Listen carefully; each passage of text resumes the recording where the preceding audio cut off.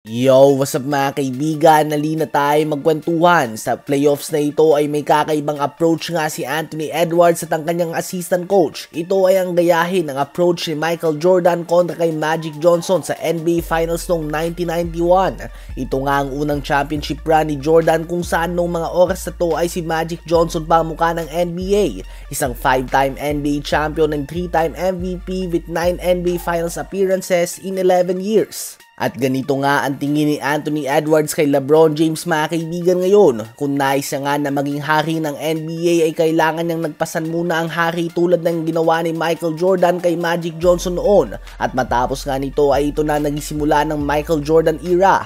Well, off to a great start nga si Anthony Edwards at ang Minnesota Timberwolves. Napakatindi ng leadership at all-around performance na pinakita niya sa Game 1. Nagtala siya ng 22 points, 8 rebounds, and 9 assists. Habang 25 points, 9 rebounds din si McDaniels on 11 of 13 shooting sa field. 23 points on 8 of 12 shooting sa field din si Naz Reid at 16 points, 5 rebounds and 5 assists naman si Julius Randle kahit na may kasama itong 7 turnovers.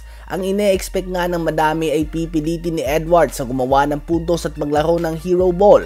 Subalit matinding maturity nga ang pinakita niya at in-involve niya ang kanyang mga kakampi sa opensa while also playing excellent defense. Kaya naman ang resulta nito ay dominant performance sa home court ng Lakers na nagresulta sa pagkakabaliwala ng kanilang home court advantage. Ngayon nga kung nais ng Lakers na umabante sa next round, kailangan na din nila na makanakaw ng panalo sa home court ng Minnesota Timberwolves. Ano ba ang masasabi nyo tungkol dito? Habang sa Game 1 ng Indiana Pacers at ng Milwaukee Bucks ay nabanggit nga natin na halos walang natanggap na tulong si Giannis Antetokounmpo kaya naman isa lang nga ang assist nito matapos na mag-average ng 11.6 assists per game sa kanyang last 6 games. Well, si Kyle Kuzma nga ay kulang na lang ay palitan ng kanyang jersey dahil tila ba ay naglalaro ito para sa Indiana Pacers. Sa 22 minutes na sa loob ng court, nagtala siya ng 0 points, 0 rebounds, 0 assists, 0 steals, and 0 blocks on 0 of 5 shooting sa field, 0 of 2 shooting sa 3-point line, at 0 of 2 din sa free throws. At team worst negative 24 din siya sa plus-minus.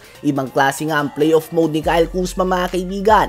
Tila ba nagpapawis lang nga si Kuzma sa 22 minutes nga sa loob ng court. Ito nga ang most minutes ng isang starter sa history ng NBA playoffs na walang nagawang stats sa isang game. Pareho lang nga ang stats sila ni Damian Lillard mga kaibigan na hindi naglaro. Kung gugustuhin nga ng Milwaukee Bucks na magwagi sa series na ito, kakailanganin nga ni Kuzma na ayusin ang kanyang performance. At least mag-average man lang siya ng 12 to 15 points per game.